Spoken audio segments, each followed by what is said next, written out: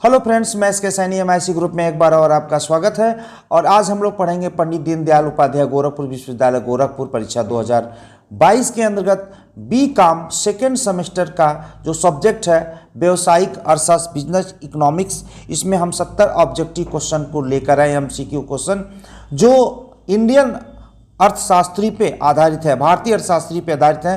क्यों, जो first lesson में भारतीय अर्थशास्त्रियों का जिक्र किया गया है, तो इसलिए हम भारतीय अर्थशास्त्रियों पे आपको एक 70 क्वेश्चन का ऑब्जेक्टिव लेकर आए हैं। तो पहला क्वेश्चन देखिए कि राजनीतिक अर्थशास्त्र नामक पुस्तक के लेखक हैं, तो ऑप्शन बी सही है, कौटिल्य। लेकिन मैं यही एक और चीज़ बता दूं कि अगर केवल पूछता है कि अर्थशास्त्र नामक पुस्तक के लेखक हैं, उसका भी उत्तर आपका होगा कौटिल्य। इनके पूरा पुस्तक का नाम राजनीतिक अर्थशास्त्र है, क्योंकि यह चंद्रगुप्त मौर्य के आर्थिक सलाहकार थे।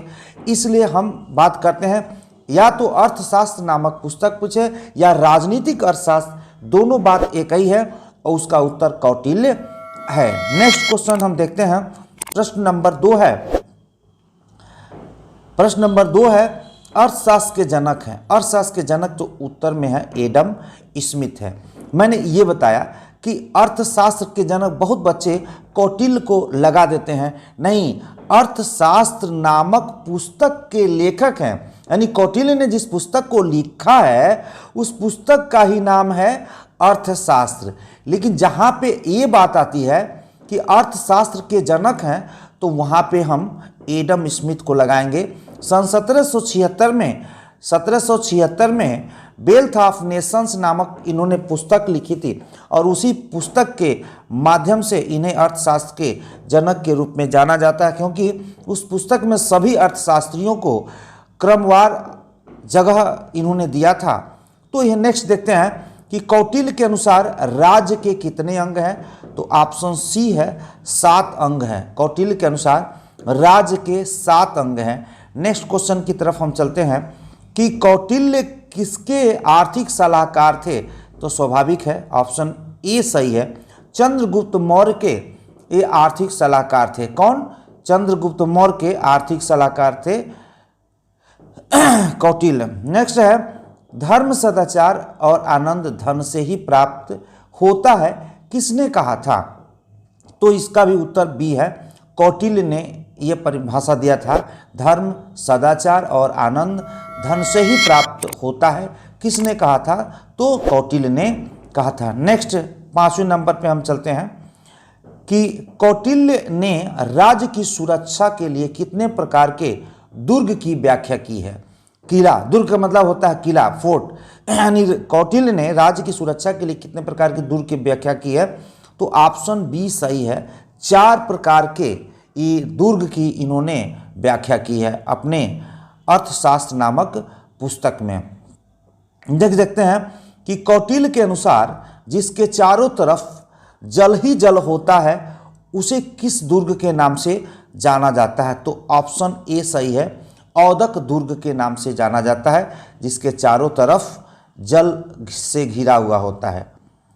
नेक्स्ट क्वेश्चन हम देखते हैं 8वें नंबर का कि कौटिल्य के अनुसार जो दुर्ग पर्वत श्रेणियों, चट्टानों आदि से घिरा हुआ होता है और अंधेरी गुफाओं के रूप में होता है, उसे हम किस दुर्ग के नाम से जानते हैं, अंधेरी गुफाओं से, तो ऑप्शन बी सही है, उसे हम पार्वत दुर्ग के नाम से जानते हैं। नेक्स्ट 9वें नंबर पे हम देखते हैं कौटिल्य के अनुसार जो मरुस्थल में बना होता है तथा इसके आसपास जल, घास, वृक्ष आदि का नामो निशान तक नहीं होता है, वह दुर्ग है। तो सही उत्तर इसका सी है, धानवन दुर्ग। मैं क्रम से लगा दिया हूँ, धानवन दुर्ग, इसे हम धानवन दुर्ग के नाम से जानते हैं।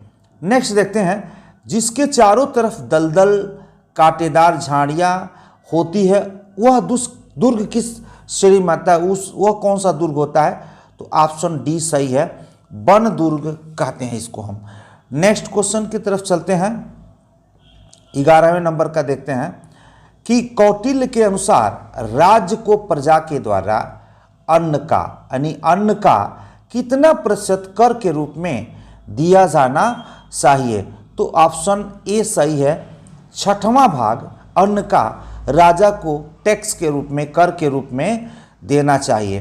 12वें नंबर पे हम आते हैं कि कौटिल्य के अनुसार राज्य को प्रजा के द्वारा व्यापार का कितना भाग कर के रूप में दिया जाना चाहिए। देखिए अब यहाँ पे व्यापार की बात आती है, तो व्यापार की जब बातें आती हैं तो ये ऑप्शन बी सही है, 10वां भाग कर के रूप में दिया जाना चाहिए। 13वें नंबर पे हम देखते हैं कि कौटिल्य के अनुसार राज्य को प्रजा के द्वारा पशुओं का कितना भाग कर के रूप में दिया जाना चाहिए, पशुओं का, तो ऑप्शन डी सही है, 50वां भाग राजा को टैक्स के रूप में पशु को देना चाहिए। नेक्स्ट देखते हैं,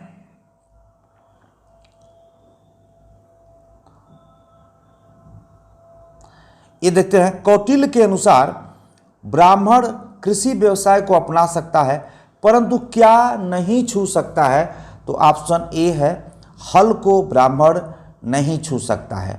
15वें नंबर पे देखते हैं कि कौटिल्य के अनुसार मुसलमान काल में आर्थिक महत्व पर अबुल फजल द्वारा लिखी एक पुस्तक है, यानी किस पुस्तक में कौटिल्य के अनुसार आर्थिक विचार मुस्लिम काल में अबुल फजल के द्वारा लिखी गई। ऑप्शन ए सही है, आईने अकबरी में कौटिल्य जैसा विचार अबुल फजल ने दिया है। नेक्स्ट क्वेश्चन हम 16वें नंबर पर चलते हैं कि मुसलमान का चाणक्य अबुल फजल को किसने कहा था। मुसलमान का चाणक्य अबुल फजल को किसने कहा था, ऑप्शन बी सही है, बिनो सतार ने कहा था। नेक्स्ट देखते हैं,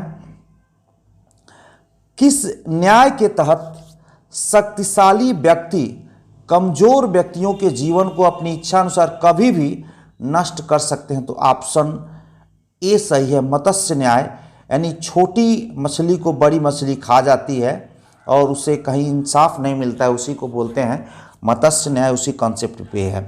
कौटिल्य के अनुसार वन के प्रकार हैं, तो कौटिल्य के अनुसार 2 प्रकार के वन हैं। नेक्स्ट हम देखते हैं कि कौटिल्य के अनुसार जिस वन से ईंधन औषधि प्राप्त होते हैं उसे कहा जाता है, यानी जिस वन से ईंधन औषधि और अन्य इस तरह के प्राप्त होते हैं उसे हम द्रव्य वन की श्रेणी में शामिल करते हैं, उसे हम द्रव्य वन की श्रेणी में शामिल करते हैं।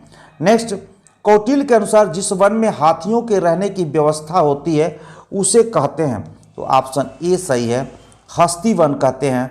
और जैसे आज टैंकर के रूप में हम युद्ध के में प्रयोग करते हैं उसी तरह से हम हाथी को टैंकर के रूप में जानते थे उस समय। इस कौटिल्य के अनुसार जो राज्य के व्यापारी का प्रबंधक होता है उसे क्या कहते हैं, तो इसे कहते हैं पंडाध्यक्ष, पंडाध्यक्ष बोलते हैं जो व्यापार का प्रबंधक होता है। 22वें नंबर पे देखते हैं कि कौटिल्य के अनुसार मुद्रा निर्माण के लिए टकसालों में जिस अधिकारी की नियुक्ति की जाती है उसे क्या कहते हैं। टकसालों में जिस अधिकारी की नियुक्ति की जाती है, ऑप्शन सी है, उसे हम लक्षणा अध्यक्ष के नाम से जानते हैं। तो 23वें नंबर पे हम देखते हैं कि कौटिल्य के अनुसार वस्त्र उद्योग के लिए होता था, यानी जो वस्त्र उद्योग का जो अधिकारी होता है उसे हम सूत्राध्यक्ष के नाम से जानते हैं। कॉमन सेंस की बातें हैं, आप प्रयोग कर सकते हैं।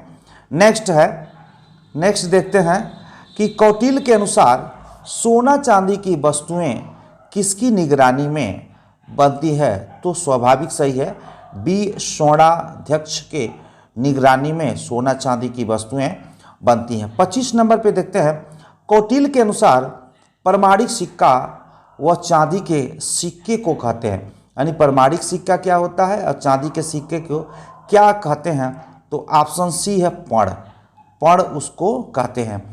जो प्रमाणिक सिक्का होता है आंतरिक मूल्य एवं बाह्य मूल्य दोनों बराबर होता है, उसे गला करके बेचा जाए तो भी उतना ही पैसा मिलेगा। नेक्स्ट देखते हैं, कौटिल्य के अनुसार ब्याज दर कितना प्रतिशत न्यायोचित माना गया है, तो ऑप्शन सी है, 15% उनके अनुसार ये न्यायोचित है, उससे ऊपर नहीं होना चाहिए। कुछ लोगों पे ऋण के लिए पाबंदी भी इन्होंने लगाया है। जनसंख्या के संदर्भ में कौटिल्य के अनुसार कितने संतान उत्पन्न करना उचित माना गया है? तो ऑप्शन बी सही है। 10 संतान आप उत्पन्न कर सकते हैं और इनके अनुसार उचित माना गया है। नेक्स्ट देखते हैं कि मनुष्य के व्यवहार तथा जीविका को अर्थ कहते हैं। मनुष्यों से युक्ति भूमि का नाम ही अर्थ है। इस भूमि की प्राप्ति तथा उसके रक्षण के लिए किए जाने उपायों का निरूपण करने वाले शास्त्र को अर्थशास्त्र कहते हैं। ये किसका कथन है? तो ऑप्शन बी सही है, कौटिल्य का कथन है। नेक्स्ट क्वेश्चन देखते हैं, कौटिल्य के को निम्न में से किस नाम से जाना जाता है? विष्णुगुप्त, चाणक्य, ए बी, यानी ए बी दोनों नाम से जाना जाता है। एक क्वेश्चन मैं बता दूं, दिमाग में घूम रहा है कि जैसे कौटिल्य ने ये अगर अपने देश के अंतर्गत कोई वस्तु बनती है तो उस पर 5% का प्रॉफिट बुक करने का निर्देश है कि 5% लाभांश पे उसे बेच सकते हैं। लेकिन नहीं, कोई दूसरे देश से अगर कोई वस्तु आती है हमारे देश में और बिकता है तो उस पर 10% का आप लाभांश ले सकते हैं। और प्लीज़ अगर आप सब्सक्राइब न किए हों मेरे चैनल को तो सब्सक्राइब कर लीजिए और बेल आइकन दबा दीजिए, जिससे कि सभी पार्ट का हम डिस्क्रिप्शन बॉक्स में लिंक जरूर डालेंगे, जिससे 4 पार्ट में बनाऊंगा और 4 पार्ट में मुझे विश्वास है कि कम से कम 40 क्वेश्चन आपको मिल ही जाएंगे, जिसके लिए 200 क्वेश्चन का आपको अध्ययन करना होगा, तब आपको 40 क्वेश्चन मिल सकते हैं। प्रश्न नंबर 30 में हम देखते हैं कि 29 देखें कि नहीं, 1 मिनट, 29 लग रहा है नहीं देखा, नहीं देख लिए हम लोग। 30वें नंबर पे है, गोपाल कृष्ण गोखले जी का जन्म कब हुआ था? गोपाल कृष्ण गोखले जी का जन्म कब हुआ था? तो 9 मई 1866 को गोपाल कृष्ण गोखले जी का जन्म हुआ था। प्रश्न आता है कि गोपाल कृष्ण गोखले जी का जन्म कहाँ हुआ था? एक बात और आ गई, तो ये देख सकते हैं कि ऑप्शन सी है, कुतलोक, रत्नागिरी, महाराष्ट्र में गोपाल कृष्ण गोखले जी का जन्म हुआ था। नेक्स्ट है, गोपाल कृष्ण गोखले जी के गुरु कौन थे? ये भी प्रश्न पूछ सकता है। तो ऑप्शन ए सही है, महादेव गोविंद रनाडे, ये गोपाल कृष्ण गोखले जी के गुरु थे। नेक्स्ट देखते हैं, 1905 में सर्वेंट ऑफ इंडिया सोसाइटी किसके द्वारा की गई थी? माने सर्वेंट ऑफ सोसाइटी की स्थापना किसके द्वारा की गई थी? तो ऑप्शन इसका डी सही है, गोपाल कृष्ण गोखले के द्वारा सर्वेंट ऑफ इंडिया की स्थापना की गई थी। नेक्स्ट है, 1908 में रनाडे इकोनॉमिक्स इंस्टीट्यूट की स्थापना किसके द्वारा की गई? तो इसका भी उत्तर आपका डी है, गोपाल कृष्ण गोखले जी के द्वारा इसकी भी स्थापना की गई थी। 35 नंबर पे देखते हैं, गोखले जी फर्ग्यूसन कॉलेज से कब सेवानिवृत्ति प्राप्त किए? तो यहाँ पे हम देख सकते हैं कि 1902 में गोखले जी फर्ग्यूसन कॉलेज से सेवानिवृत्ति प्राप्त किए हैं। नेक्स्ट है 36, धनंजय रामचंद्र गाडगिल जी का जन्म कहाँ हुआ था? ये सभी चैप्टर में दिया हुआ है, इसलिए इनका हम जिक्र कर रहे हैं। तो ये 10 अप्रैल 1901 को इनका जन्म हुआ था। नेक्स्ट क्वेश्चन देखते हैं कि धनंजय रामचंद्र गाडगिल जी का जन्म कहाँ हुआ था? ये भी हो सकता है आ जाए, तो नासिक महाराष्ट्र में इनका जन्म हुआ था।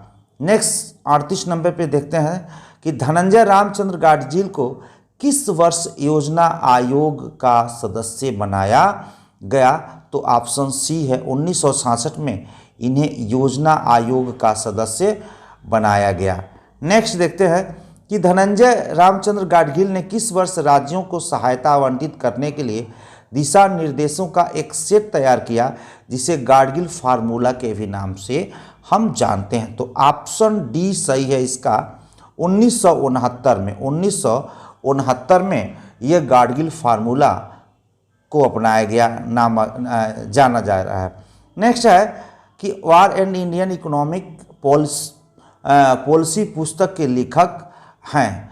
तो ये इसके भी जो उत्तर है आपका सी है, Dhananjay Ramchandra Gadgil war and Indian economic policy पुस्तक के लेखक हैं, तो धनंजय रामचंद्र गाडगिल। नेक्स्ट क्वेश्चन 41 में देखते हैं कि डॉक्टर राम मनोहर लोहिया का जन्म 23 मार्च 1919 को कहाँ हुआ था? तो ऑप्शन ए सही है। अकबरपुर अंबेडकर नगर, ये उत्तर प्रदेश में है, जो फैजाबाद के बगल में है। और फैजाबाद यूनिवर्सिटी जो है राम मनोहर लोहिया के नाम से ही बनाया गया है। आप देख सकते हैं कि 42 में है, डॉक्टर राम मनोहर लोहिया जी किस विषय पर जर्मनी में हम्बोल्ट विश्वविद्यालय में शोध की थी? तो ऑप्शन ए सही है। भारत में नमक कराधान विषय पर इन्होंने शोध किया था डॉक्टर राम मनोहर लोहिया। नेक्स्ट देखते हैं कि डॉक्टर राम मनोहर लोहिया ने समाजवादी दल की स्थापना कब की थी? राम मनोहर लोहिया ने समाजवादी दल की स्थापना कब की थी? तो सी उत्तर सी है, 1955 में इन्होंने स्थापना किया था। नेक्स्ट क्वेश्चन है कि डॉक्टर राम मनोहर लोहिया जी 1962 में लोकसभा का ये चुनाव लड़े थे, तो किसके खिलाफ लड़े थे? तो ये जान लीजिए कि पंडित जवाहरलाल नेहरू के खिलाफ इन्होंने लोकसभा का चुनाव 1962 में लड़ा था। नेक्स्ट 45वें नंबर पे देख सकते हैं, डॉक्टर राम मनोहर लोहिया जी द्वारा रचित रचना इतिहास चक्र है, मार्क्स, गांधी और समाजवाद है, भारत विभाजन के दोषी व्यक्ति हैं, इसमें कौन सा है? तो ऑप्शन डी सभी राम मनोहर लोहिया जी के ही द्वारा ये पुस्तक लिखे गए हैं। हमने इसलिए डाल दिया है कि अगर पूछ ही देता है नाम रख करके तो आप जाने। नेक्स्ट क्वेश्चन देखते हैं 46 नंबर पे, डॉक्टर राम मनोहर लोहिया जी की मृत्यु कब हो गई, यानी इनकी मृत्यु कब हुई? तो यहाँ पे ऑप्शन सी नहीं बी सही है, 12 नवंबर 1967 को इनकी मृत्यु हो गई। नेक्स्ट क्वेश्चन देखते हैं, डॉक्टर राम मनोहर लोहिया जी समाजवाद की पुष्टि के लिए कितनी क्रांतियों का आह्वान किया था? ऑप्शन बी सही है, 7 क्रांतियों का इन्होंने आह्वान किया था। पंडित जवाहरलाल नेहरू जी का जन्म 14 नवंबर 1889 में कहाँ हुआ था? तो ऑप्शन ए सही है, प्रयागराज उत्तर प्रदेश में हुआ था।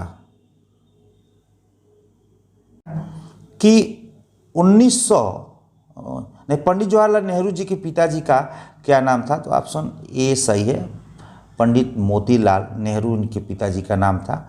और देखते हैं नेक्स्ट, पंडित जवाहरलाल नेहरू कितने वर्ष में थियोसॉफिकल के सदस्य बन गए थे?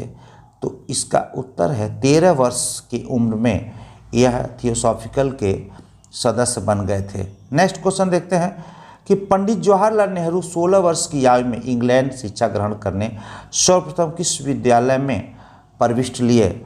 तो ये जो है ऑप्शन ए सही है, हैरो विश्वविद्यालय में इन्होंने प्रवेश लिया था। 1907 में पंडित जवाहरलाल नेहरू जी किस कॉलेज में प्रवेश लिया? तो ऑप्शन बी है, ट्रिनिटी कॉलेज में इन्होंने 1907 में प्रवेश लिया था।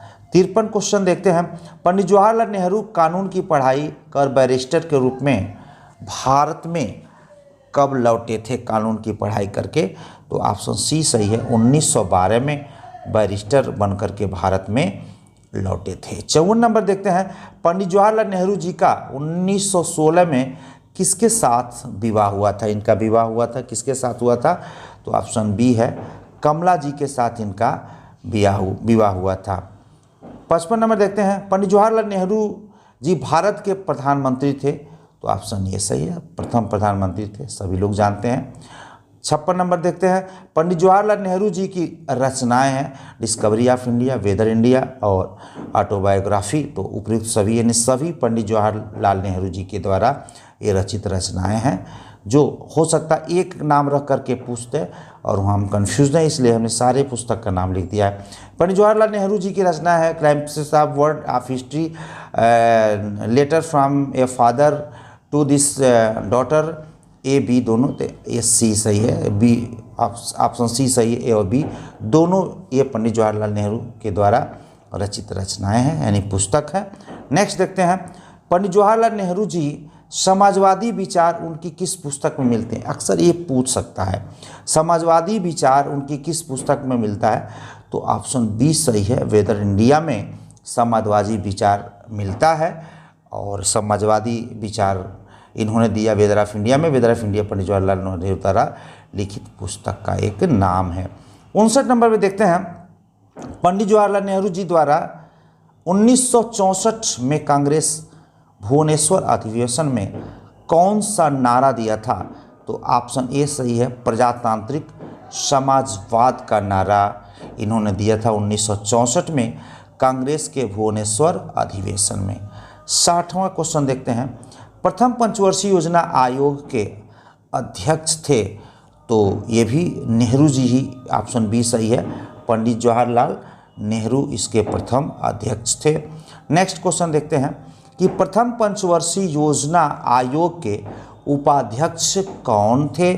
तो ये ऑप्शन ए सही है, श्री गुलजारी लाल नंदा जो हैं ये प्रथम योजना आयोग के यह उपाध्यक्ष थे। पंडित जवाहरलाल नेहरू जी प्रधानमंत्री पद का कार्यकाल रहा, यानी कब से कब तक ये प्रधानमंत्री पद पे बने रहे? तो ऑप्शन ए सही है, 15 अगस्त 1947 से 27 मई 1964 तक पंडित जवाहरलाल नेहरू प्रधानमंत्री पद पे बने रहे। 63 नंबर पे देखते हैं, पंडित जवाहरलाल नेहरू जी प्रधानमंत्री पद पर कितने दिनों तक रहे? तो 16 साल 286 दिन पूछ दे, तो इसलिए हमने यहाँ पे सारे क्लियर कर दिया है। 16 साल 286 दिन तक पंडित जवाहरलाल नेहरू प्रधानमंत्री पद पर ये कार्यरत रहे। कहीं 17 साल दे दे, 15 साल, 16 साल, 17 साल, तो नियर बटा 17 साल हम बनाएंगे। 64 नंबर देखते हैं, पंडित जवाहरलाल नेहरू की मृत्यु कब हुई थी? इनकी मृत्यु कब हुई थी? तो आप जान ही रहे हैं कि 64 में हुई थी, 27 मई 1964 को इनकी मृत्यु हो गई थी। नेक्स्ट क्वेश्चन देखते हैं।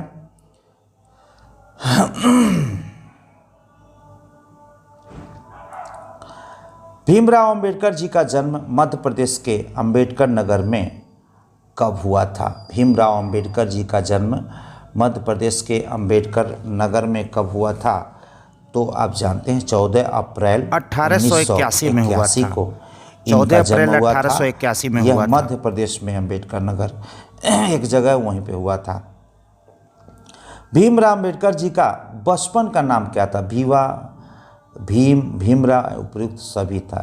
बचपन में इन्हें इन तीनों नाम से पुकारा जाता था। नेक्स्ट देखते हैं, डॉक्टर भीमराव अंबेडकर जी कोलंबिया विश्वविद्यालय से किस विषय से पीएचडी किया था? तो ये ऑप्शन बी सही है, अर्थशास्त्र से इन्होंने पीएचडी किया था कोलंबिया विश्वविद्यालय से। नेक्स्ट है, मार्च 1923 में Bhimrao Ambedkar London of school से किस विषय पर शोध किया था? तो ऑप्शन सी है, रुपए की समस्या, प्रॉब्लम ऑफ रूपीस भी आए तो बता सकते हैं, रुपए की समस्या पर इन्होंने शोध किया था। 69 पे हम देखते हैं कि किसके द्वारा सन 1923 में बहिष्कृत भारत पत्रिका का प्रकाशन किया गया था? तो ऑप्शन डी सही है, भीमराव अंबेडकर के द्वारा बहिष्कृत भारत पत्रिका का प्रकाशन किया गया। 70 नंबर लास्ट क्वेश्चन है कि किस स्थान से डॉक्टर भीमराव अंबेडकर जी ने 14 अक्टूबर 1956 को 5 लाख व्यक्तियों के साथ बौद्ध धर्म अपना लिया था? 1956 में 5 लाख व्यक्तियों के साथ बौद्ध धर्म अपना लिया था। तो ऑप्शन डी सही है। नहीं, ये नागपुर से इन्होंने अपना लिया, नागपुर में यह अपना बौद्ध धर्म अपना लिया। तो आज के लिए इतना ही। नेक्स्ट आप सेकेंड पार्ट का इंतज़ार करिए, और मैं बहुत सारे ऐसे क्वेश्चन, कहीं से आपको मिस्टेक नहीं होगा, और सभी प्रश्न आपके सामने होंगे। और मुझे विश्वास है कि 4 पार्ट रहेगा मेरा, 4 पार्ट में से आपका 40 क्वेश्चन मिल जाएगा, जिससे आप अच्छे नंबर प्राप्त कर सकते हैं। आज के लिए इतना ही, धन्यवाद।